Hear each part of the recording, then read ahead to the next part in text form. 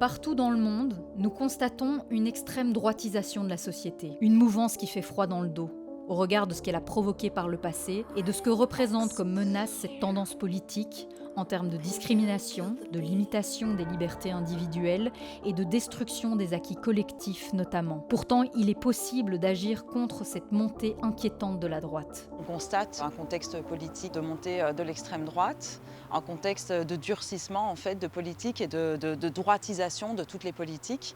Ce qui est essentiel, c'est de lutter sur le terrain, de mobiliser les gens pour dire qu'ils en ont marre de cette extrême droitisation des esprits et qu'un autre avenir est possible. Sur le terrain, la coalition antifasciste mène un combat contre cette droitisation des pensées en étant un réel contre-pouvoir politique. Le mot d'ordre en Belgique francophone, c'est tuer le fascisme dans l'œuf, pour éviter justement qu'ils diffusent leurs idées nauséabondes.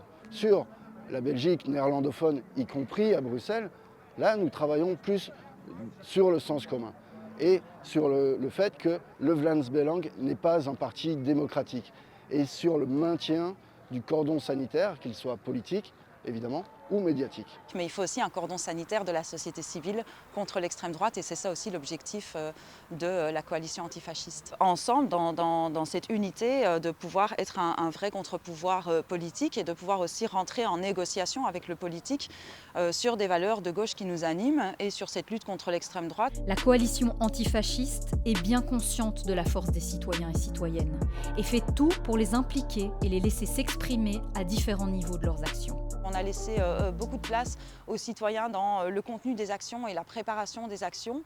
Et on cherche toujours à trouver le juste équilibre entre notre cadre institutionnel qui fait qu'on doit respecter un certain cadre, mais aussi le fait de pouvoir laisser en fait toute la place aux citoyens, de trouver l'action qu'il estime juste et la place qu'il peut trouver dans cette action pour exprimer en fait sa colère et exprimer aussi les revendications et les valeurs qu'il ou elle porte. On pense que les gens ne sont pas des gens qu'on doit mobiliser, ils sont déjà mobilisés par leur colère et leurs valeurs.